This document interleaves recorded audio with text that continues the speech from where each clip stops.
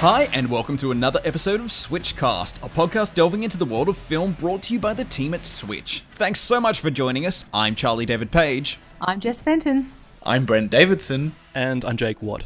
It's Thursday, the 14th of September 2017. On this week's show, I chat to the festival director of the Queer Screen Film Fest about their stellar lineup. And we discuss the drama that's unfolding over at Camp Star Wars as the franchise loses yet another director. And as always, all our reviews and giveaways. Let's get straight into it with Mother, the all-star psychological thriller by writer-director Darren Aronofsky. Jennifer Lawrence and Javier Bardem are a couple living in a peaceful home when uninvited guests mysteriously start arriving. Please, come in. Hello. Hello. He's a stranger. We're just gonna let him sleep in our house. Hello. Hello. Did you know he had a wife?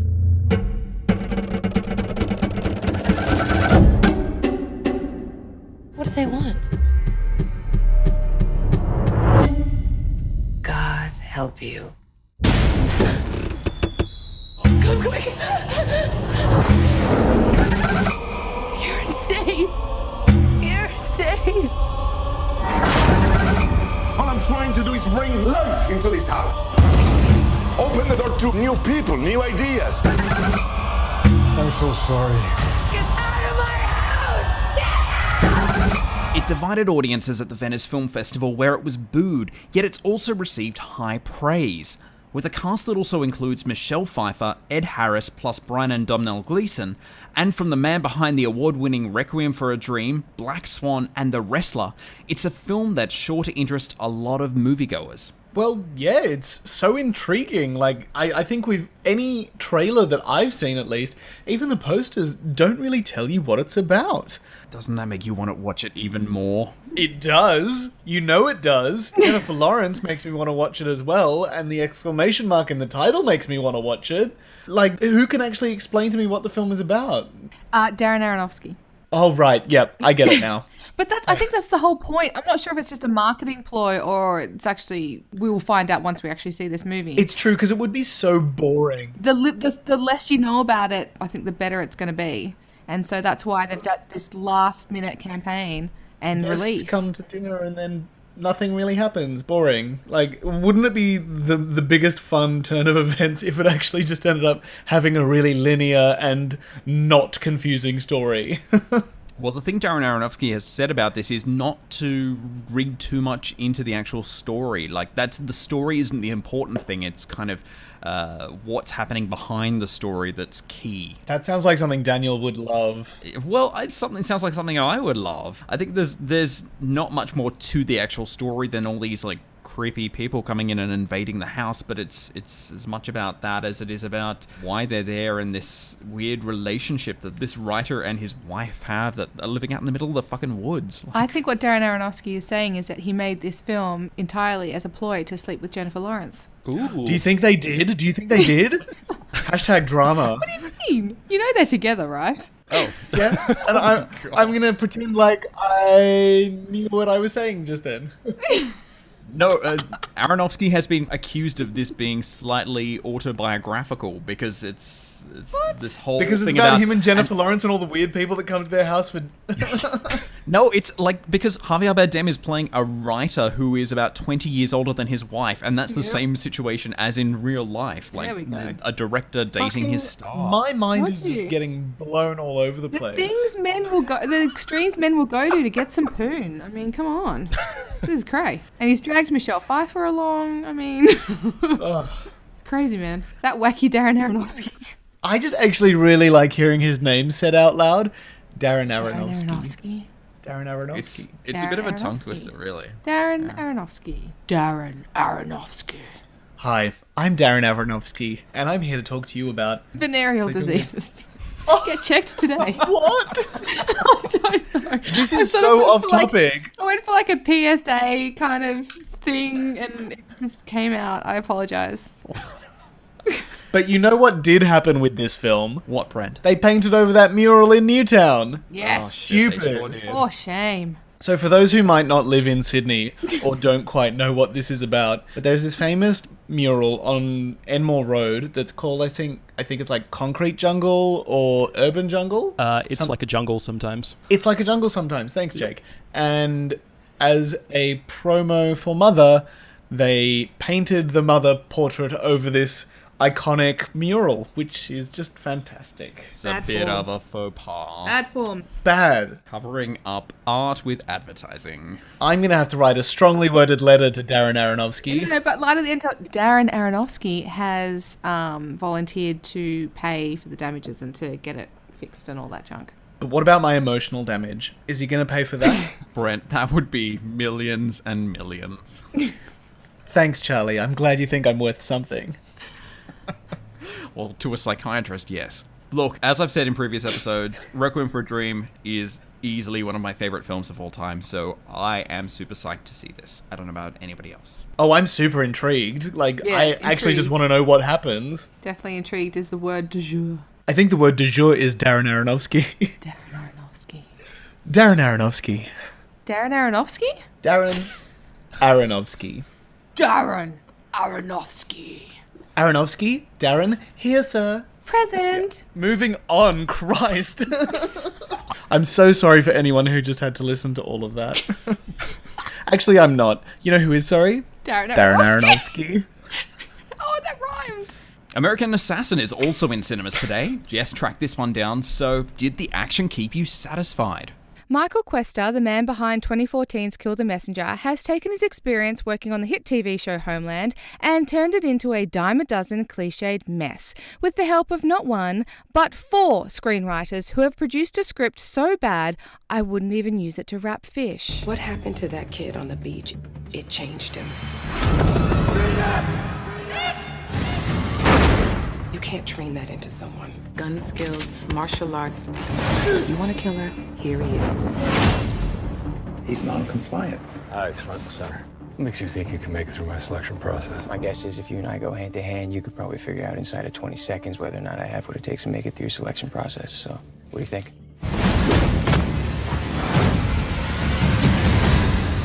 So here's the deal. Mitch Rapp and his fiancée are attacked by terrorists while on holidays in Spain. She dies while he turns into a vigilante. While on his quest for justice, he is tapped by the CIA and recruited into a special counter-terrorism task force.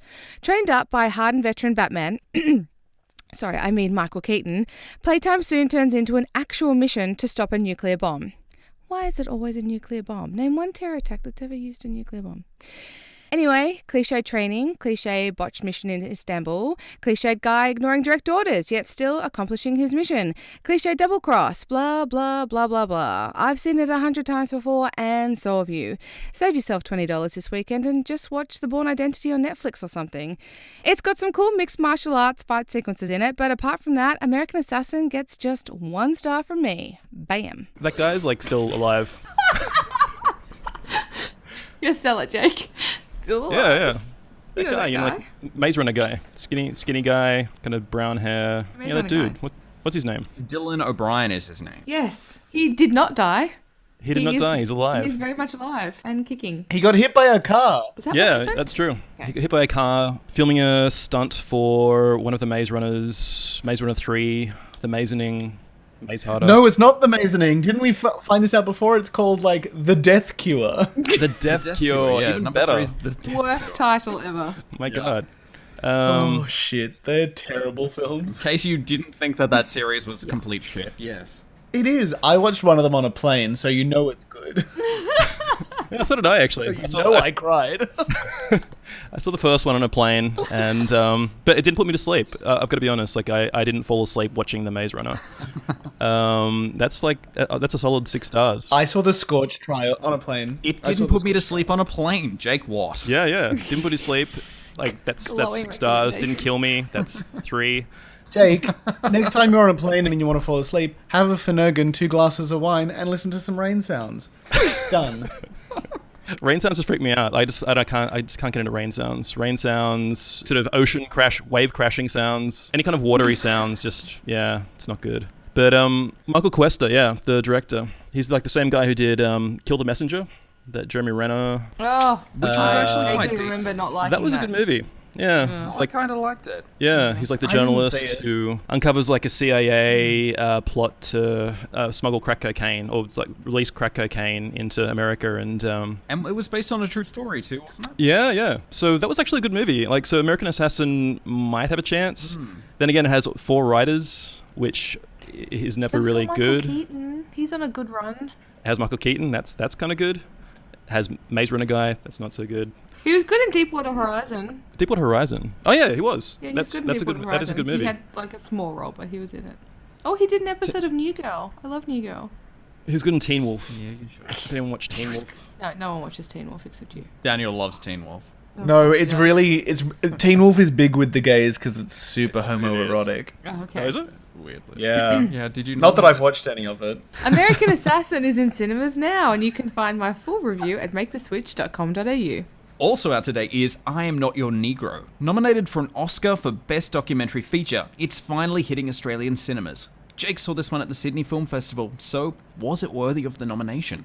Based on African-American writer James Baldwin's unfinished manuscript, Remember This House, the documentary I Am Not Your Negro uses Baldwin's memories of civil rights leaders Medgar Evers, Malcolm X, and Martin Luther King Jr. to explore the history of racism in the United States. If any white man in the world says, give me liberty or give me death, the entire white world applauds. When a black man says exactly the same thing, he is judged a criminal and treated like one. The story of the Negro in America is the story of America. It is not a pretty story. Director Raoul Peck uses narration from Samuel L. Jackson to embody the spirit of Baldwin in the pretentious narration, and the film's structure uses rare videos and photos from the Baldwin family archives, as well as his personal writings. I Am Not Your Negro digs into the unhealed wound of racism, prejudice, and oppression, and forces us to take a hard look at what oozes out. 4 stars. Look, I've seen the first half an hour of this. I watched it on a plane a little while back, and while it's an incredible subject, and I've seen many films on it, documentaries and fiction, it is very heavy and it's very dark and it's quite dry. And I was only able to sit through half an hour, and I was like, I can't handle much more of this. It is something I would like to return to, but it's something you should know going into it. This is not an easy watch by any stretch of the imagination. Not something you should watch on a plane, Jess. Christ. Well, it was like a couple of weeks off the back of the Sydney Film Festival, and I had wanted to watch it there, and I was like, oh, look, plane, how convenient. And then... But from what I know, it's sold out in the Sydney Film Festival, and I'm pretty sure it's sold out in Melbourne Film Festival as well. Like, this is something people want to see. They have an appetite for this subject, yeah. Well, it's kind of relevant now as well. Well, yeah, absolutely. Yeah, especially like now in America with the alt-right movement and this wave of like white nationalism, and African Americans do have to kind of like fight for their rights again, like even against like sort of like law enforcement and whatnot. I'm Not Your Negro is just as relevant now as if it had been released 10 years ago or 20 years ago. Yeah. Unfortunately, I guess. It's a shame this came out in a pre-Trump era in America. This actually came out quite a while ago in the US, because I think now it would be a completely different environment for it to be released in. I think it'd have a very different audience and a very different reception than it did back halfway through 2016. It's a shame that these movies, that they need to be made, that they need to be reminded of the atrocities that were committed against these people, and it really wasn't that long ago either. No, and are still happening. Yeah, absolutely. Yeah, it's interesting. Like James Baldwin himself, like not only was he involved in the Black rights movement, but he was also homosexual as well. But at the time, like even he couldn't really get behind the issues of gay rights. Like at that time anyway, like they were struggling enough just to get behind the African American rights movement. So he never really got to focus on, I guess, like another issue, which is obviously extremely close to who he was. Yeah, it's as you said, like it's a heavy documentary, but it's pretty fascinating stuff. Like the director's actually assembled a pretty interesting tapestry of Baldwin's work and belief, interspersed with actual historical documents. So yeah, it's well worth watching, I think. You can find my full review at maketheswitch.com.au, and I Am Not Your Negro is in cinemas now. Well, now for a change of pace, Captain Underpants is also out in cinemas today, the big screen adaptation of the much-loved children's novel series. Jess caught a whiff of this one, so was it fresh as a daisy, or was it a little bit on the nose? Charlie, is that a smelly bum joke? Look, here's the deal. Captain Underpants is about two best friends, George, voiced by Kevin Hart, and Harold, Silicon Valley's Thomas Middleditch. The pair are inseparable and fancy themselves quite the pranksters, much to the torment of their perpetually angry principal, Mr. Krupp, The Hangover's Ed Helms. Put the pen down, Mr. Krupp, or we'll hypnotize you. Start. What's happening? I don't know. When I snap my fingers, you will obey our every command. You are now the amazing Captain Underpants! Tra-la-la! I honestly didn't think that would happen. Like a child hopped up on sugar, Captain Underpants causes mayhem and chaos to ensue. Meanwhile, a new science teacher, Professor P, has joined the faculty. He's sinister to say the least, and soon the boys discover his plan to experiment on the children and rid the world of laughter. Why? Because his real name is Professor Poopy Pants. Yep, that's what we're dealing with here, folks. In spite of fantastic animation and style, this beloved series has been whittled down to bum jokes. Nicholas Stoller, the man behind Forgetting Sarah Marshall, The Muppets, and last year's Storks, which was fantastic, has suffered under the constraints of the source material. While it was too juvenile for me, it does have its cute and funny moments. And as I mentioned before, stellar animation. So I'm giving this one 3 stars. Captain Underpants, the first epic movie, is in Queensland now, New South Wales, the ACT, Victoria and Western Australia next Thursday, and South Australia, Northern Territory and Tasmania on Thursday, the 28th of September, all in time for the school holidays, and my full review is available at maketheswitch.com.au. You can also find Patty Cakes in cinemas from today. Jake got down with this one, so was it a knockout? Patty Cakes is the story of a chubby white girl from New Jersey, Patricia Dumbo Dombrowski, played by Danielle MacDonald, who seeks fame and fortune as gangster rapper Killer P, cruising around town with her hype man Jerry and dreaming of becoming the protege of established rapper OZ. Patty and Jerry, we will be legendary. I'm in my own trap as I flip the world a birdie. My verse is full of curses cause I'm stuck in dirty Jersey. I wax that ass like a Brazilian, make a million hits. Live from the black shack like a 10-packs, we up in this bitch. Director Jeremy Gasper demonstrates a knack for humorous editing rhythms, while bold colours and fantastic music video cutaways help give this low-budget film the feel of a more expensive production. Unfortunately, while Danielle MacDonald is great as Patricia, the film's plot is tired, and the music isn't much good either. One of the many truisms of hip-hop is that sometimes, even if the best rapper is spitting that heat, it can't really save a bad song. Patty Cakes is, as the kids say, whack. 2 stars. Whoa, whoa, whoa. Wiggity whack. Wiggity whack. Wiggity Whack whack. as fuck. While I wouldn't quite agree with Jake there, I do understand where he's coming from. Danielle MacDonald is terrific in this. She's actually Australian and not a rapper. She had to learn this skill. This is an independent film and it starts out that way, but unfortunately about the halfway mark, it turns into this very formulaic and very cliched film, which was so disappointing. It doesn't match the first half and all the relationships and everything that they've sort of set up. It's really disappointing. It had so much potential and the performances are fantastic, but it just withers away at the end into this really just cliched mess. Yeah, I think like 8 Mile casts like a pretty long shadow over these type of movies. Yeah. There's like Hustle and Flow. There's like a Craig Brewer's movie Hustle and Flow, also pretty awesome.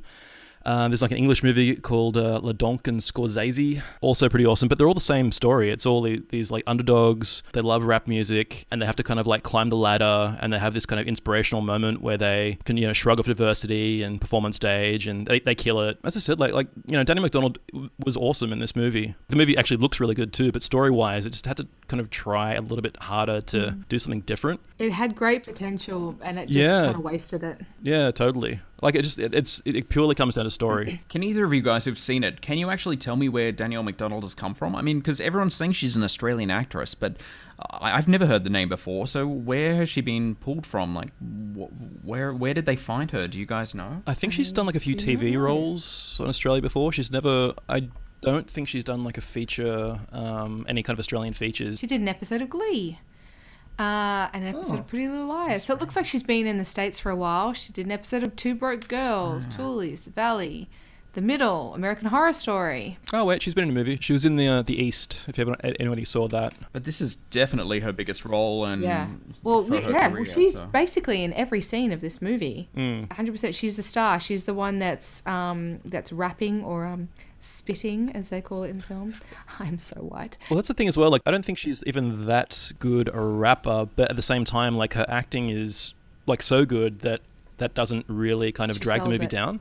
Yeah, so that's good. That's like really good stuff. Well, let's hope if she's as good as you guys say that we see her in a few more things coming out soon. Yay. You can find my full review at maketheswitch.com.au, and Patty Cakes is in cinemas now. Victoria and Abdul also hit cinemas today. It tells the extraordinary true story of friendship between Queen Victoria and a young Indian clerk named Abdul Karim. The two forge an unlikely and devoted alliance, which the palace and those close to the Queen attempt to destroy. Mother, you are bringing the monarchy to crisis. Prime Minister? Your Majesty. You will drop this Indian peasant, or we will have you certified insane. I am cantankerous, greedy, ill-tempered, and disagreeably attached to power. But I am anything but insane. How dare you look down on Abdul? I am Queen of England. I am Empress of India. But most importantly, I am a servant to 1 billion citizens. Abdul has risen on his own merits. He too was a servant. Now, he's my friend. I haven't been as happy as this for years. With Judi Dench in the role of Victoria and the film directed by Stephen Frears, the man behind Philomena and the Queen, this royal biography is a fascinating glimpse at the 19th century English life and an endearing Prince and the Pauper tale. I love Judi Dench. She can do no wrong, even when she does do wrong.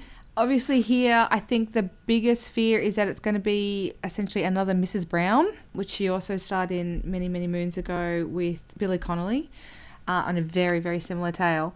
I'm just looking at Stephen Frears' filmography, and his like last 10 years or 12 years worth of movies have been movies that are aimed at that kind of, Philomena crowd. So it's like, Mrs. Henderson Presents, The Queen, Florence Foster Jenkins on there as well. So films my grandma would enjoy.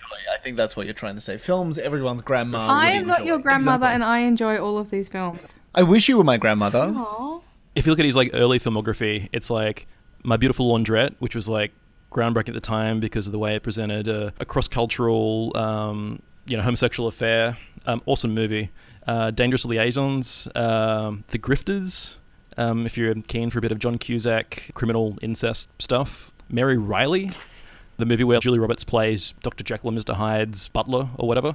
So he's done some and High Fidelity, which is awesome. So he's done some really amazing movies, and then at a certain point he's just... But now he's gone for this British biographical route. Yeah. He kicked into grandma mode, and now he's just a tour de force in the grandma film set. And he's killing it, yeah. I think he knows Queen. how This to is basically a find his mixture of money. Philomena and the Queen, isn't it? And without the Catholic guilt and abuse. Well, it's like the Queen prequel, basically. Yeah, but this time it doesn't have Helen Mirren in it. It's just Judi Dench. There's nothing wrong with that. You said that like it's a bad thing. Yeah, there's absolutely nothing wrong with that. I'd like to see a Thelma and Louise sequel with Judi Dench and Dame Helen Mirren A sequel? You know they died at the end of that movie, right? in it. Or do they? Brent, I think now's the time you just admit that you've never seen Thelma and Louise past the Brad Pitt scenes. I've definitely seen Thelma and Louise. Rude. Finally in cinemas today is The Emoji Movie. It was released in the US at the end of July and has since then received a score on Rotten Tomatoes of just 8%. Jess had the great pleasure of seeing this one for herself, but is it really as bad as that? Well, yes and no. The way people were tearing it to shreds back in July, you'd think this movie killed their mother. But it's not like that at all. It's just... meh. My name is Gene, and I'm supposed to be a meh. You know, like, meh, who cares? But my problem is, I have more than one emotion. Check this out. Son, please tell me you weren't laughing just now. What if you get sent out on the phone making the wrong face? Dad, I'll make the right face. Then I would finally fit in.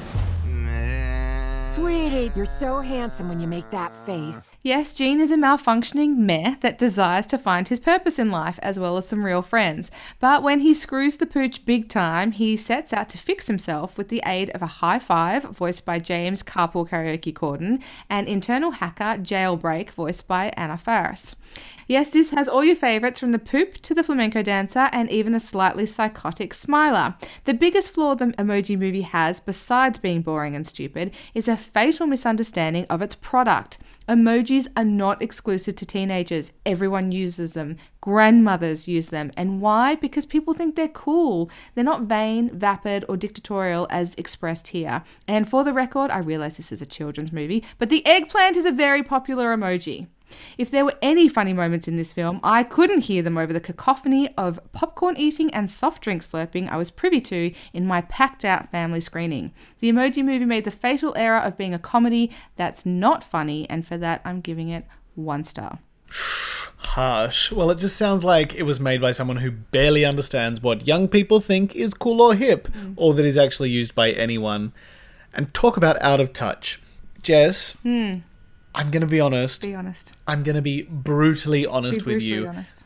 I'm going to be as honest as the number 100 with 2 lines underneath it and a bunch of flames can be. You thought this movie was lit. Why didn't you review exclusively in emojis? I didn't review exclusively in emojis because this is a podcast and not a visual medium. And also because I'm... Allow me to demonstrate. By all means. Smiley face poo. Downwards pointing thumb. Okay hand sign. Eggplant water. Fireworks. Death face. Skeleton. Brent, that's not a review of the movie, that's a review of your last date. Ooh, he went there. How dare you? And you would know that there would be some national flags in there somewhere if it was a review of my last date. Is there a slap across the face emoji? No, there's the shocked face, open circle mouth emoji. I really wish there was a fucking clutched pearls emoji now. While I come down from that attack.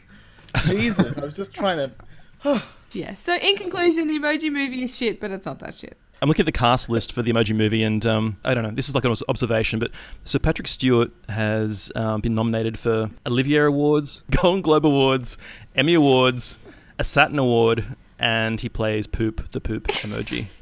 And do you think this won't be getting any of those awards? Yeah, excuse me, he's an actor, i.e. he is a chameleon. He is a chameleon and he's playing poop, and he does it beautifully. He has like 3 lines in the movie. What do you want? He got paid. Also, in my response to that is money bag, money with wings on it, and coin stack. He's a knight. I feel let down by that. I feel let down by Patrick Stewart and by Queen Elizabeth II. The Emoji Movie is in cinemas now, and you can find my full review at maketheswitch.com.au. And this Saturday, part 2 of National Theatre Live's production of Angels in America hits the big screen. After thoroughly enjoying part 1, Chris also took on the second half and filed this report for us. Last episode, I gushed about Tony Kushner's Angels in America, quite possibly one of the greatest plays of all time, and most definitely my own personal favourite. And now, following on from their presentation of Part 1, this week sees the release of the National Theatre Live's broadcast of Part 2, Perestroika. And my god, it is wonderful. The second half especially of Kushner's magnum opus is formidable, but this production's staging does not disappoint. Aspects of the show that felt like they didn't quite cohere in Part 1 here become fundamental strengths, as the overarching structure of the design finally pays off, and Andrew Garfield's lead performance develops into a moving and detailed portrayal. Director Marianne Elliott and her fantastic casting crew tear into writing that is so empathetically and intellectually charged that it hasn't lost even the tiniest morsel of its power over the past 30 years. Though I may have still had a few minor quibbles, the play is just such an edifying and exhilarating work of art, and this is an especially worthwhile production. I'm giving it 4.5 stars. Angels in America Part 2, Perestroika, is in cinemas from Saturday, and you can find my full review at maketheswitch.com.au. Spookers is also out from this Sunday. This documentary takes us inside the biggest horror theme park in the Southern Hemisphere. Housed at the former King Seat Psychiatric Hospital just outside of Auckland, the building is now occupied nightly by ghouls, demons, and monsters, and people paying for the privilege to get the crap scared out of them. Yet Spookers also concerns itself with the extraordinary group of people who work there, and tries to uncover why they do it. Tonight,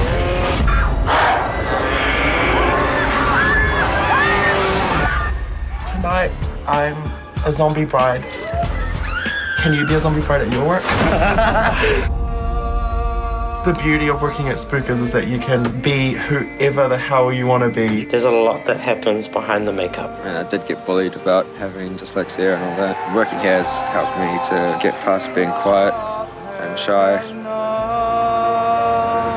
Run by a couple who's been married for over 40 years, the heart and soul of this film is the family of employees who work at Spookers. They use their hideous costumes and makeup either as a coping mechanism or escape from stress or even as a way to gain confidence, but they come together to bond and escape from the outside world. Here at Spookers, you're allowed to be a freak, one employee tells us. It's a place where they can be themselves without fear or disdain or scorn. Spookers might be for those looking to get the shit scared out of them, but it's not the horror that truly mesmerizes in this documentary, it's the people. I'm giving it 4 stars. People or not, you could not pay me to do that. Oh, no way. The haunted house in a I don't literal even like abandoned scary psychiatric movies, but I center. can't. Hells no. This is one hell of an impressive haunted house. Like, there are so many parts of it. Like, there's a cornfield where people basically chase you around. Same thing with a forest area. But, like, just being inside this freaky psychiatric hospital, like... The film also does deal with, is it suitable to be making light of psychiatric illnesses by putting this haunted house in this hospital? A lot of the film actually deals with that, and there's a former nurse who they speak to who actually is completely against it. So it's quite a balanced documentary in that regard, and they don't just deal with scaring the fuck out of people. It's quite an intriguing piece of filmmaking. That's an interesting angle. I never would have thought of that. Do they give you like an Enya CD as you leave? No, what they actually have, Brent, and I feel like this would be right up your alley. The guys who run it often have people who go in there, maybe for even second, third, fourth time, trying to conquer their fears, and they have a special code for when they basically get the shit scared out of them and curl up in a giant ball screaming on the floor. Sounds like a safety word. It's called Code Brown, and I think you can imagine what that means. I think what I honestly imagine it to mean would be smiley face poo emoji. There's no smiley face. Why is there no sad face poo emoji? I always need that emoji. I would love a sad face poo emoji. Why did they think that so many people need to use poo in a happy situation? I always want to use it in a sad situation. As someone who often speaks about their bowel movements, I think a happy face and a sad face would be warranted, because often when I do a nice bowel movement, I'm always like, everyone needs to know about this because it is firm, it came out easily, everyone needs to know. Well, glad everyone who's listening to the podcast now knows this. I didn't tell them about my bowel movements today. I just said that I enjoy speaking about them. You should create an Instagram account called Brent's Bowel Movements. Hashtag my poos. Brent's poos. Instead of at Brent went to the toilet. Oh, you just gave away my fucking Instagram account. Hey, if Lord can have an Instagram account about onion rings, you can have one about your poop. Yeah, at splattered the bowl. The other interesting fact about this film is, and Jess and Brent, both of you who are not big fans of the horror genre, you may appreciate this. Amen. So the couple who have been together for 40 years and created this whole crazy haunted house thing and pulled it all together have never once in their lives watched a horror movie. They once started watching a horror film and they got about 10 minutes into it and they turned it off and they said, why would anyone watch this? What? And that film was awful. Inspiration from though, that's really interesting. These are the people responsible for one of the freakiest haunted houses in the world. Those Isn't guys' that so imaginations are fucked up then. Or do they just put the money up for it and then get someone else to creatively direct? Like, what? Tell me more about that. Everyone makes up their own characters, so they all bring characters which are a part of their own personalities. Oh, now that is fucked up. So there's like bloody brides, or there's nurses who look after fake babies and things like that. There are guys who are walking backwards on their hands and legs. Like, it just depends on your personality as to what your character is. No. I don't want to go. No. No one's making you go, sweetheart. It's fine. Okay. If you can't bear to go to the haunted house, then Spookers screens exclusively at the ACMI in Melbourne on Sunday the 17th and Saturday the 23rd of September, so check it out if you love getting your pants scared off you with a little bit of heart. Now let's check out the upcoming films in our trailer wrap. Here's 3 Billboards Outside Ebbing, Missouri. So, Mildred Hayes, why did you put up these billboards? My daughter Angela was murdered 7 months ago. It seems to me the police department is too busy torturing black folks to solve actual crime. The hell is this? I'd do anything to catch your daughter's killer. I don't think those billboards is very fair. Time it took you to get out here whining like a bitch, Willoughby. Some other poor girl's probably out there being butchered right now. The more you keep a case in the public eye, the better your chances are getting it solved. As sad as the spectacle of these billboards might be, this reporter, for one, hopes this finally puts an end to the strange saga of the 3 billboards outside. This doesn't put an end to shit, you fucking retard. This is just a fucking start. Why don't you put that on your Good Morning Missouri fucking wake-up broadcast, bitch? So Martin McDonough, that's the guy who did In Bruges, awesome with dialogue, pretty awesome with the plot. He also did 7 Psychopaths. Yeah, I like the 7 Psychopaths. Just a massive, sprawling cast. He's brought Sam Rockwell back. Yeah, always welcome. Peter Dinklage. This whole trailer starts off feeling like it's some kind of Gone Girl, serious drama, deep thriller kind of thing, and then it ends up being just a massive bloodbath, essentially, like this uber violent production. And black comedy at the same time? Yeah. Are we talking about the same movie? We're totally talking about the same movie. It's a Red Band trailer that they've released, so yeah, it's crazy violent. Yeah, Frances McDormand for the win. Frances McDormand's going around drilling people's legs, and Frances McDormand is going around letting everybody know bitches get shit done. Yeah, I missed all that. I just enjoyed the smack talking and smart mouthing to the cops and the news reporters. Well, she is fantastic at that too. Yeah. So, but like, who doesn't love a Frances McDormand film? I don't think Frances McDormand's ever played like a kind of a kick-assy style role before, aside from maybe like Fargo. She always plays strong women, but not to this degree. Yeah. Like she usually kind of like she's strong, but she inverts it. But she wasn't kick-assy in Fargo. She was just smart. Yeah. I think it's safe to say we all really wanted to see this one, so I guess let's be excited for when it comes out. Yes. When is that, Charlie? Well, 3 Billboards Outside Ebbing, Missouri is in Australian cinemas on New Year's Day 2018. Now, let's take a look at the current war. Thomas Alva Edison. Boys! I'm so full of ideas, it will take me 12 lifetimes to execute it. I'm working on something now, something so new that the world will never be the same. Hello, I'm George Westinghouse. Edison's new electric system is significantly cheaper than gas. Does that keep you up at night? There's always more to see. We are gonna be big. Edison says he's months away from lighting up the world.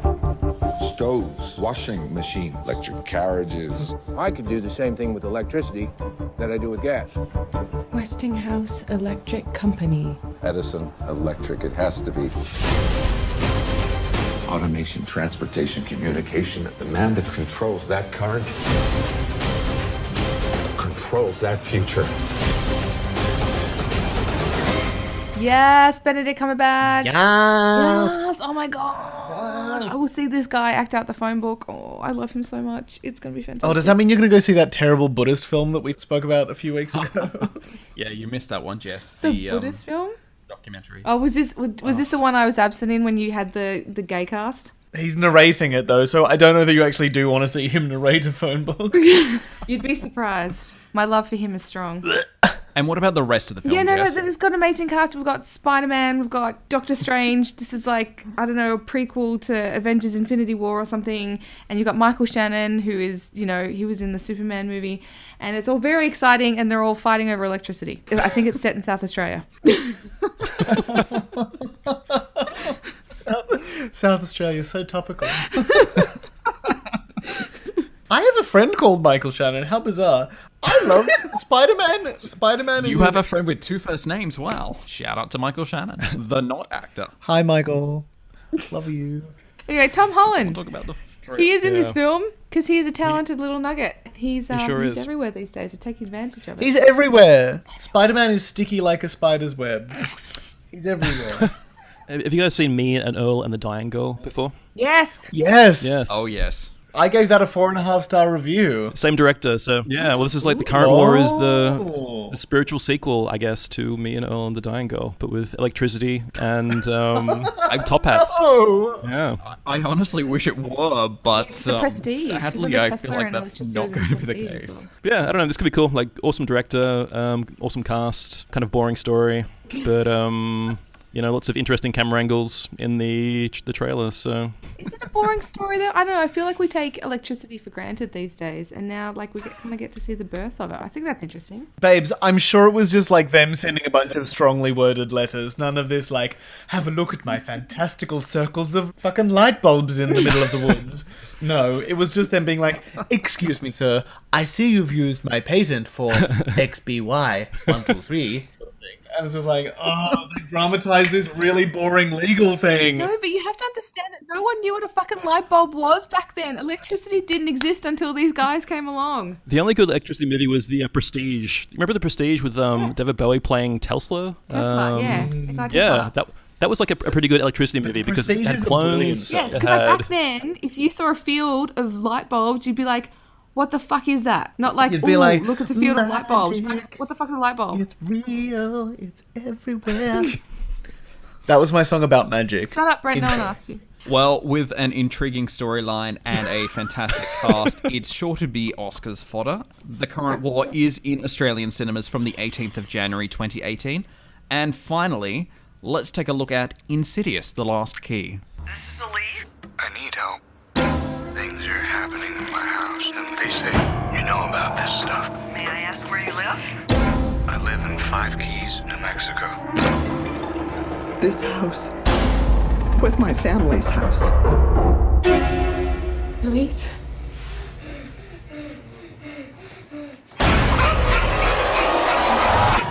When did these occurrences start? Soon after we moved in. I've seen ghosts before, all those years ago. I can see things too.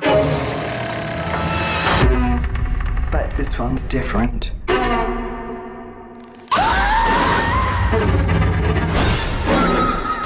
Terrifying. Once again, not gonna go and see it. Oh, They've got This- keys for fingers. I mean, Yeah, like what's the deal with the Oh, was that what they were? fingers? Yeah, what's up with that? the key fingers. So, Jake, I didn't quite get this as maybe a horror fan as well. This is the 4th Insidious film, but there are 5 keys. I thought they would have at least waited another film to use the keys as fingers. A thumb is not a finger. Yeah. Oh, technical. But Yeah. the thumb is still a key, so there's still 5 of them. It's It really looks like that final scene in Cabin in the Woods where it's like, let's walk through all the scary things that you could have eventually seen in an Insidious film. I think the thumb is just foreshadowing for the future. That we might have to Yeah. endure another Insidious film. Yeah, definitely. Insidious, Great. the forgotten digit. Yeah. Thumbzilla. Insidious thumbs up. Insidious, 2 thumbs down. I was gonna say like there are like literally 2 good things like about this movie. It's like Lee Winnell is writing it, so Lee Winnell is the guy who actually invented Insidious and Saw and all that jazz. So he's actually back as writer for Insidious, and the movie's actually directed by the dude who made The Taking of Deborah Logan, which is a legit decent horror movie. So those are 2 good things. I can't really think of anything else to be excited about say so. in this movie. Sadly, I think the trailer is not. Maybe they're about to revive the franchise. Yeah, maybe. I don't think they even need to, really. Like, people just go and see the Insidious movies, even though they're not that great, so... You know what? Just like Fast and the Furious, people go and see these. Yeah. No, they not in the same way. You to look at the box office takings for these 2 things. I'd rather not. Because you'd rather live in denial. I'd rather live in the land where I don't have to see either Fast and the Furious or Insidious, because to me they're equally horrifying.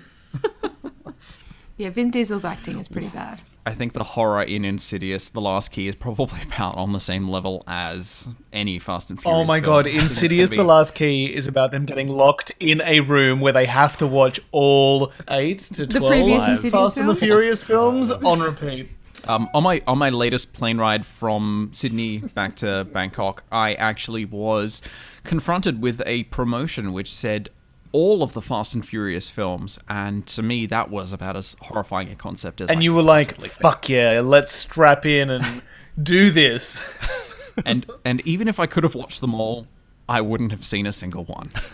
I actually will I will defend one Fast and Furious movie. Tokyo Drift is Yeah, everybody says Tokyo Drift is the best. yeah, it's like the dumbest one. It's like totally self-contained. It has Tokyo, there's drifting. It's everything you can ask for in a movie, really.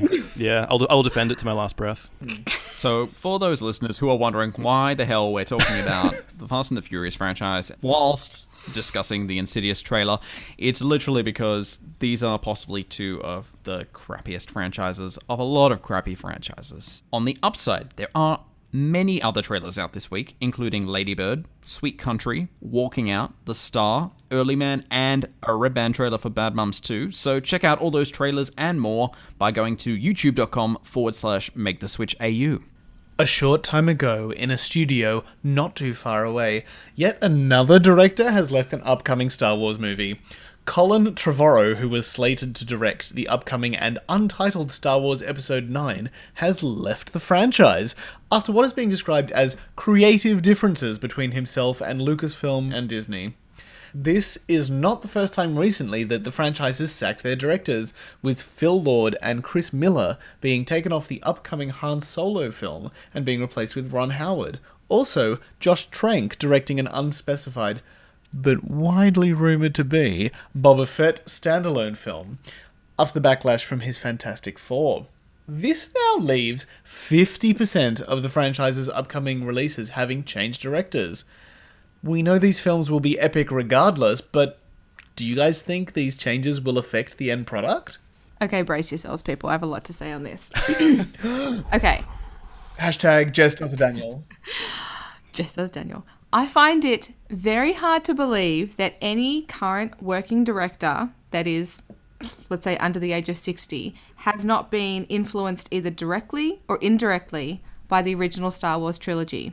If you are asked to direct one of the current films, you are doing so to honour the legacy that is this franchise. So my question here is, when they say that there are creative differences or that these directors are not in keeping with the vision that Disney and Lucasfilm have, perhaps the wrong vision is Disney and Lucasfilm. I agree with because that. J.J. Abrams has set up a fantastic trilogy that people just kind of have to slot in and then just do their fucking job.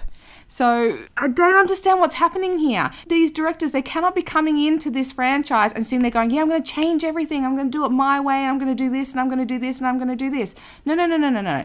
You're dealing with a franchise that has unparalleled fandom and one that's already established and good to go, and you just have to do your thing. So, like, seriously, what is happening here? Oh, I've got a suggestion for like why this is happening. Okay, go.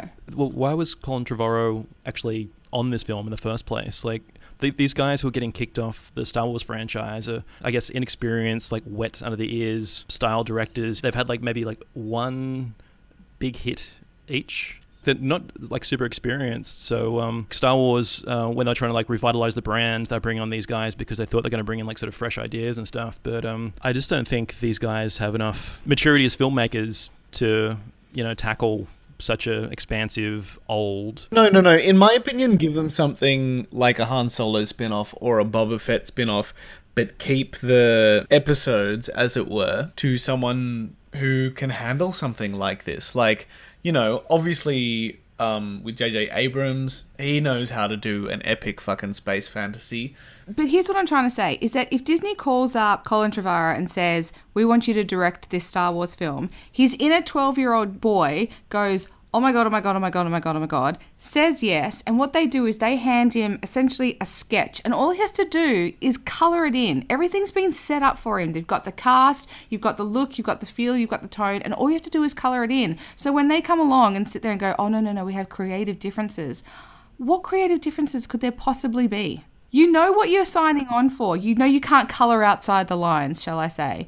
So where are these creative differences differing? Well, maybe that's the issue. Maybe these more green directors, they are still people who have ideas and concepts of their own, and maybe they want to put their own spin on it. And maybe Disney need to broaden their horizons and actually embrace a bit of creativity rather than sticking to this extremely formulaic system that they have going. Because personally, to me, I'm not a big fan of the reboot, I'm going to say, of the Star Wars franchise, and I don't care for any of the spin-offs. I would much rather see it if it were actually something that were different and a bit outside the box. Yeah. I'd rather if it were something that someone had bought something original too, and rather than just continuing the same old franchise and trying to draw a bit more blood out of it. It's a very small, big universe. What you want is Obi-Wan, exclamation point. By Darren Aronofsky. By Darren Aronofsky. Bring in Darren Aronofsky. He'll fuck shit up. He will fuck shit up. And everyone dies. The end. That was the plot to Rogue One, okay?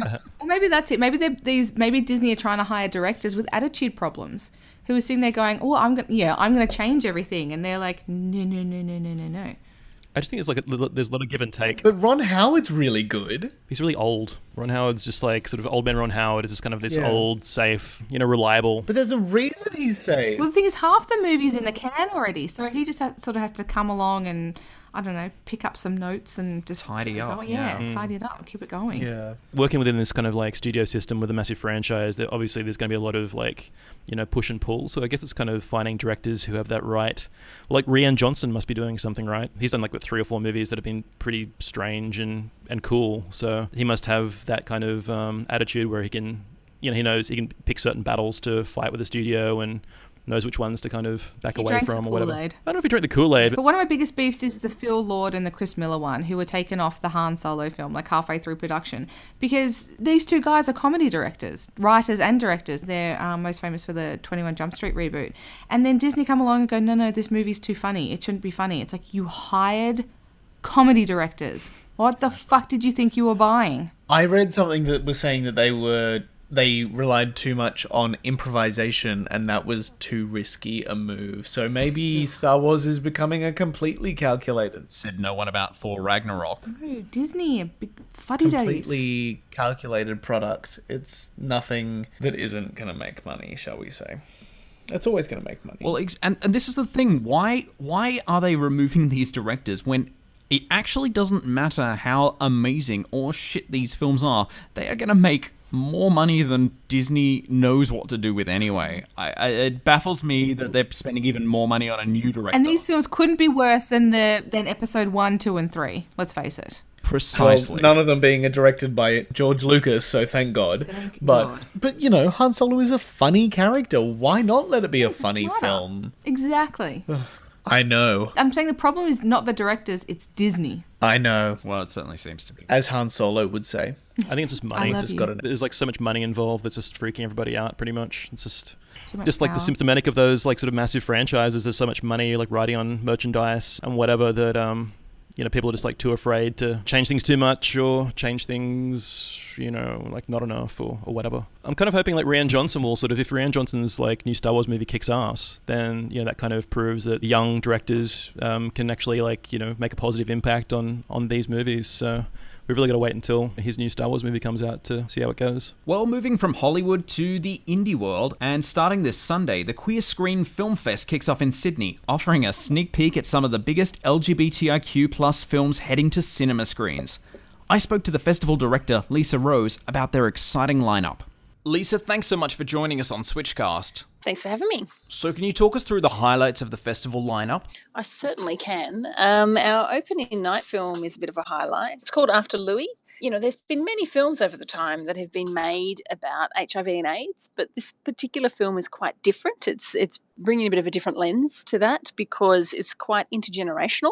So it's about a guy who was an ACT UP activist and went through the whole AIDS crisis in the 80s. It's a guy who is in his early 20s now or his late 20s. And And he obviously is a young gay man now, and he has a very different perception of HIV and AIDS. It's just really very cleverly done. Zachary Booth is one of the main actors in the film, and he is flying out here next week to be here for the festival. Probably most know him from Keep the Lights On, from we played it in our festival in 2013, and he also was in that fantastic, very underrated television show Damages with Rose Byrne and Glenn Close. We have a few free sessions as well with our partnership with the City of Sydney. There's a film called The Lavender Scare, which is actually already sold out, and it's going to be Auslan interpreted as well, which is pretty cool.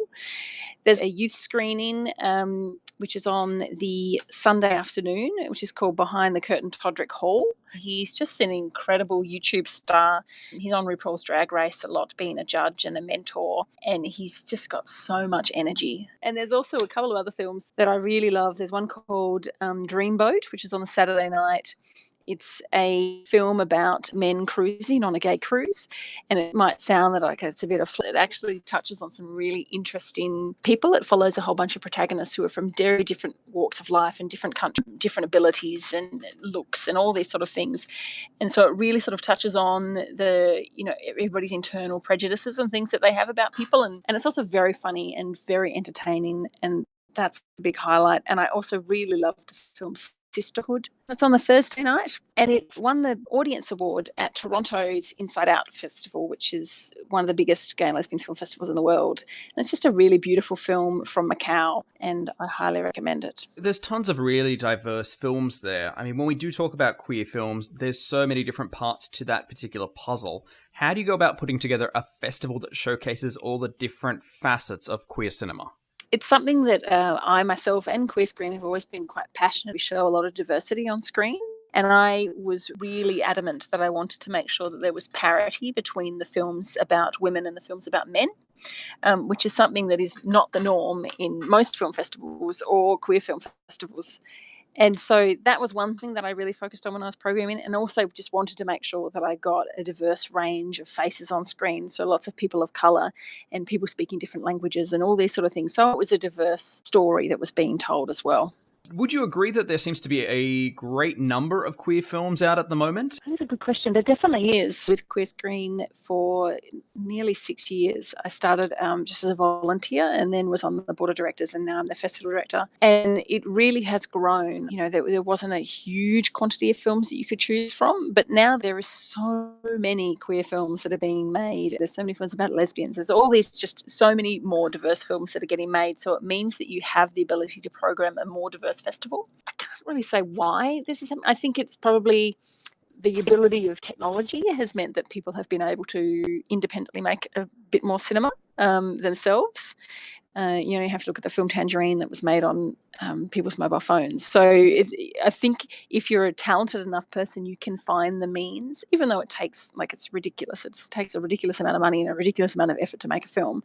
But I think there's those people that are having that ability to be able to tell stories themselves without having to go through the traditional studio program. There's definitely just a change of culture in the Western society anyway. There's just become more acceptance of gay people in general and queer people. So it then enables people to see that there's markets for this. I mean, Sydney Film Festival as an example, they played 18 queer films this year in their selection, which, going back 10 years ago, they certainly would not have done that. But now they can see that there's a market for it. You mentioned you've been with Queer Screen for around about 6 years, but you've only just recently taken on the role of festival director. With you counting down the days until the festival actually launches, are you excited about your first festival in this position? Yes, absolutely. I'm very excited. I've been a passionate advocate for queer people on screen since I was realising my own sexuality. I remember when I was a teenager, this is back in the mid-90s, I was trying to grapple and grab at any sort of skerrick of anything queer on screen. I remember I used to record that really terrible Australian soap opera called Pacific Drive because it had a lesbian storyline. I'd record it every day just so I could watch that when I would come home from school and things like that. So to be able to turn that sort of passion that I've had for this type of representation, to be able to program a festival and curate it in this way it's incredibly exciting. I don't feel like I go to work every day. I just love it so much. Well, the issue of marriage equality is one that's making headlines around Australia daily at the moment, given our political situation. Yes. How do you hope that an event such as this will contribute to that particular conversation?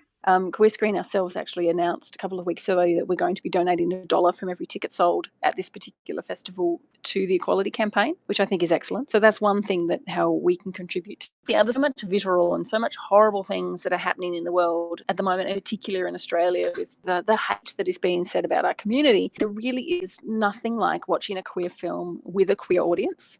And there's some really positive representations and just fun films in this festival that I think it can be a bit of a circuit breaker for what our community is going through at the moment, to be able to come down to the festival next week and, be with your peers and your friends and your family and be able to watch yourselves on screen and enjoy it and be able to see this is what queer life is. Well, Lisa, thanks so much for your time. We really appreciate it. Everyone can check out the Queer Screen Film Fest in Sydney from the 19th to the 24th of September, and you can find out more by visiting queerscreen.org.au. Again, Lisa, thanks so much. Thank you very much.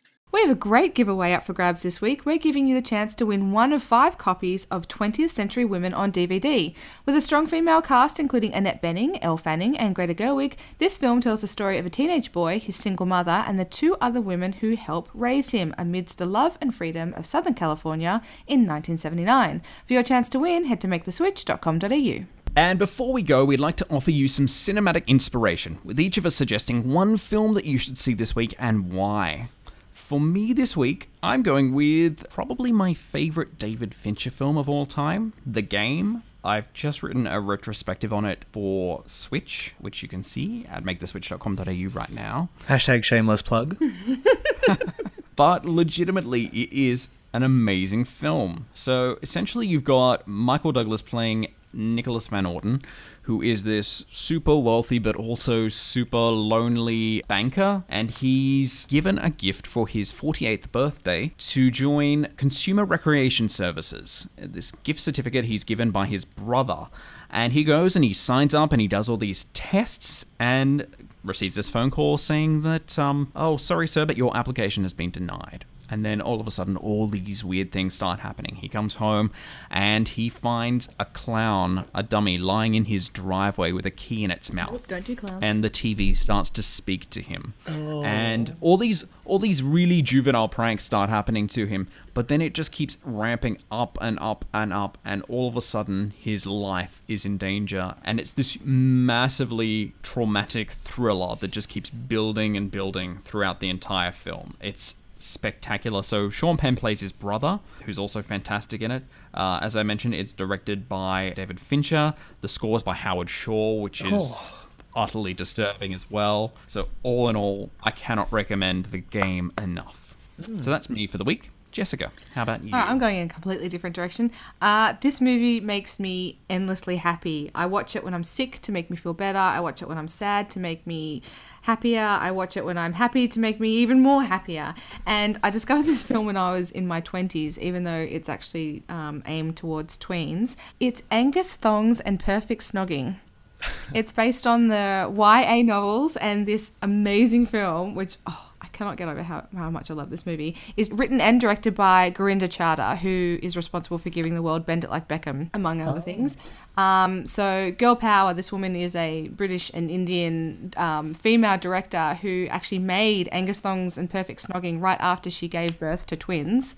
So she was nursing twins while she was making this film. So she is absolutely dynamo. It's a coming of age movie. It's about a girl called Georgia, and she gets a crush on a boy at school, and it's all about her and her friends and how they sort of manipulate the situation to get her and the rest of her girlfriends' boyfriends, I guess I should say, while she's also planning her birthday party and dealing with the school bully and everything like that. So it stars a young Aaron Taylor Johnson back when he was just Aaron Johnson, and it's amazing. It's so funny and beautiful and heartwarming, and it's just one of those teeny coming of age movies that just makes me happy. So that's cute. My week. So cute. So cute. So cute. Oh that my is the God, cutest. Oh my god. Hashtag so cute. Okay, Brent, how about you this week? Are you ready for this? I was born ready, bitch. I'm never ready for this. Everybody strap yourselves in. This is another classic Brent Davidson Sunday afternoon watch with your mother kind of film on the lounge. Reveal your trash already. Oh, the anticipation is killing you. Have you ever seen a film that stars both Hugh Jackman and Richard Roxburgh? If the answer is yes, then you will have joined me in watching the revelation that is Van Helsing. Oh I love this film. Kate Beckinsale, Richard Roxburgh, Hugh Jackman. I'm going to be honest, I think it's the best portrayal of Dracula I've ever seen. Richard Roxburgh is just phenomenal. That is so insulting. My God. Not even. I love Richard Roxburgh. I think he's fantastic. And I think his portrayal of Dracula is also fantastic. I love that film. I wish there had have been a second one. Kate Beckinsale, there's everyone in it. It's just great. And I tell you what, if you watch it, you won't come away feeling disappointed. You'll have gone on a fun adventure and everyone will be happy in the end. I can literally think of 85 better portrayals of Dracula. What about Bela Lugosi? He's like the ultimate. I love Richard Roxburgh as Dracula. Oh my God, there's something wrong with you, boy. God. Well, it's no League of Extraordinary Gentlemen, but it's close. You're right, dude. It's not stooping to quite that level. When are you gonna? If you love Richard Roxburgh so much, when are you gonna recommend Better Than Sex? That movie is awesome. But he's not Dracula in that. He just bangs a ranger for 2 hours and it's great. But he has bangs in Van Helsing, which he's constantly wiping out of his face. All right, Jake, save us from this hell. Please redeem this podcast. Jesus. Darren Aronofsky. Darren Aronofsky. Darren Aronofsky. Okay, so I finished watching Twin Peaks: The Return, and it was amazing. David Lynch is amazing. The guy is like a legitimate artist. So, this week I got to recommend a movie. It's a 1986 American neo-noir film called Blue Velvet. Ooh, yeah. Starring Kyle MacLachlan and Laura Dern and Isabella Rossellini and Dennis Hopper as like probably one of the spookiest, creepiest, I guess kinkiest bad guys in American cinema history. Yeah, I can't really give away the plot too much. So basically, like Kyle MacLachlan finds an ear, and hijinks ensue from there. So highly recommended for fans of neo noir. Go and watch it. Yeah, go and watch it. It's interesting, really well shot, kind of scary, creepy, disturbing. And also like a pretty beautiful film. So, Blue Velvet. It's my pick. Thank you for wrapping up this podcast and leaving us with a shred of dignity. Oh, whatever. Darren Aronofsky. Darren Aronofsky. Well, you can find the links to all the articles we've talked about on this week's podcast at maketheswitch.com.au. Please subscribe to SWITCHCast on iTunes or your favorite podcast platform, and don't forget to rate us. And stay in touch on Twitter. I'm at Charlie_David. Jess. I'm Miss Jess _Switch. Brent. At Brent C. Davidson, and that is the letter and not the body of water. Wonderful. And Jake. At Jake Chatty. Like it? Follow it. You can find us on Facebook, Twitter, Instagram, and YouTube at MakeTheSwitchAU to stay up to date with the latest reviews, news, trailers, and giveaways. And you can find all the notes and links to everything we've discussed on this week's podcast, as well as other episodes, by visiting darrenaronofsky.com.au. Sorry, I actually mean switchcast.com.au. An easy mistake to make. On next week's show, I'll be sharing my review of the fantastic Brigsby Bear. Plus, I'll give my verdict on Mountain and the Belko Experiment. And we'll be checking out Salma Hayek's Beatriz at dinner and find out if Kingsman: The Golden Circle lives up to the original. Thanks so much for listening. We'll see you all next week.